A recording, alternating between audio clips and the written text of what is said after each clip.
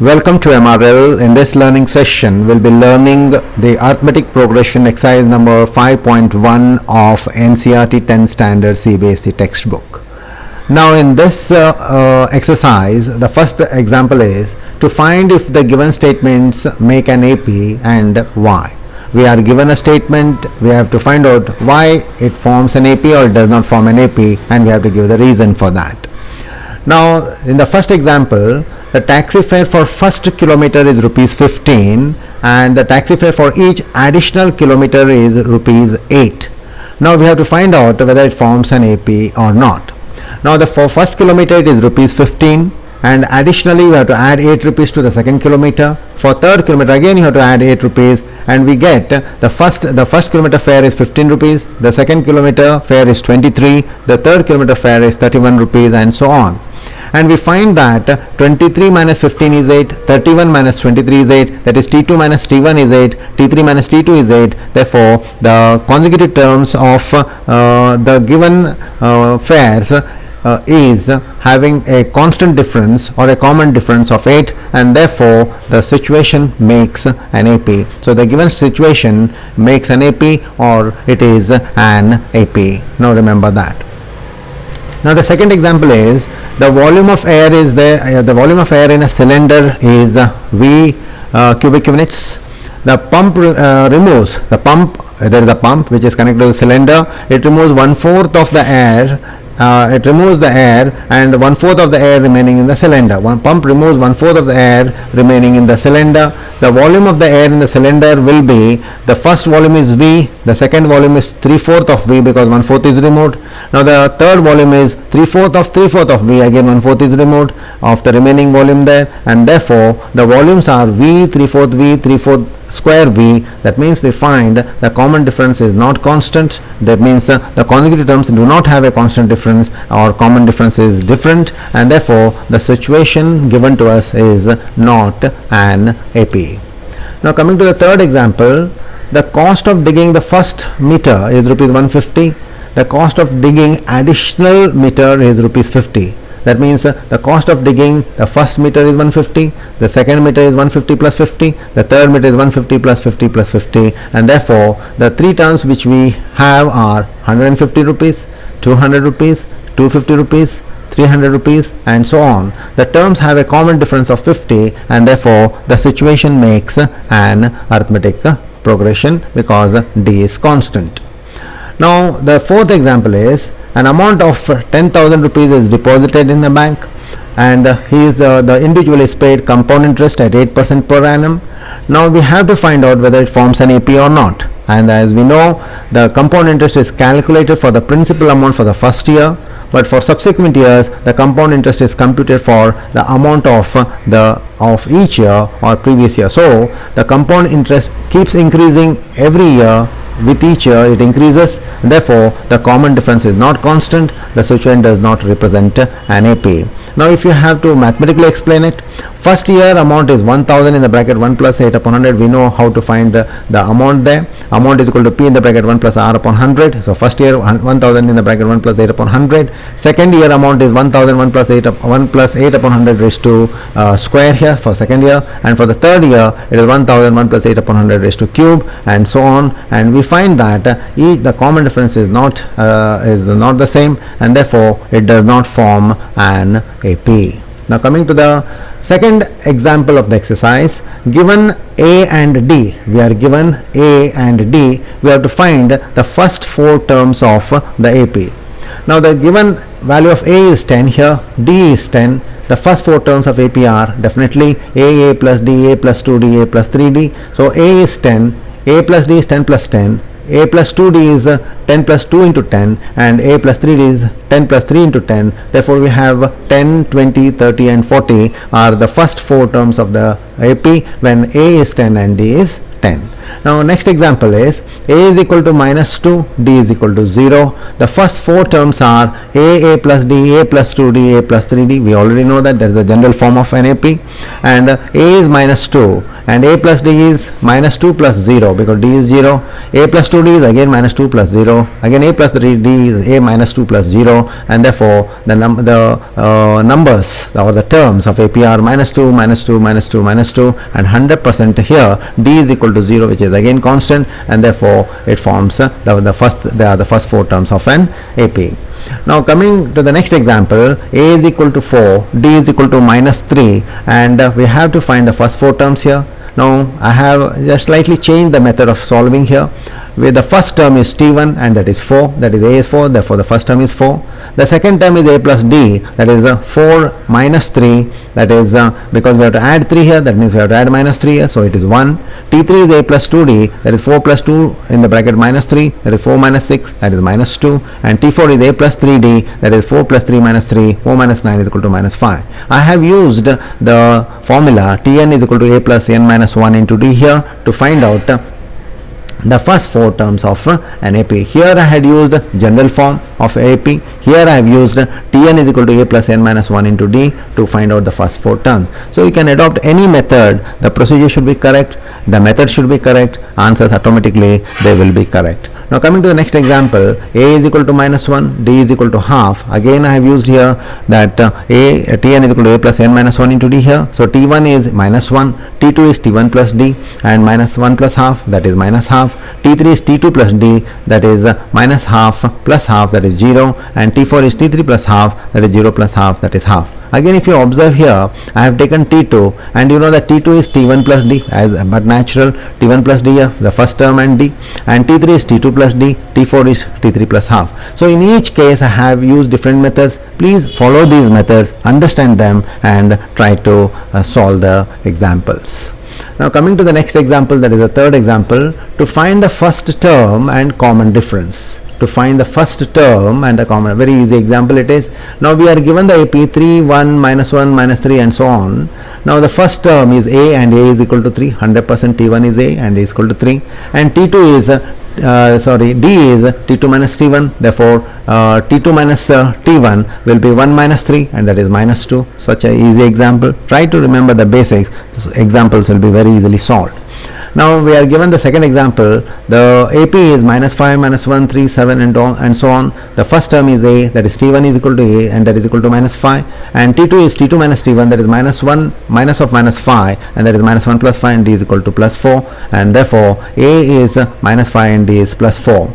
Now the next example is the AP is 1 by 3, 5 by 3, 9 by 3, 13 by 3, and so on. So the first term a is 1 by 3, and d will be T2 minus T1, that is 5 by 3 minus 1 by 3, and that will be 5 minus 1 by 3, that is 4 by 3. Therefore a is 1 by 3 and d is 4 by 3. The first term is 1 by 3, the first term is nothing but a1, so we can take it as T1 or a1, so d is equal to 4 by 3. See, I prefer taking the terms as T1, T2, T3, T4 than a1, a2, a3, a4. So therefore either you can take a1, a2, a3, a4, or T1, T2, T3, T4. There is no much difference there, but I prefer T1 because term 1 is the alphabet T would be a better choice.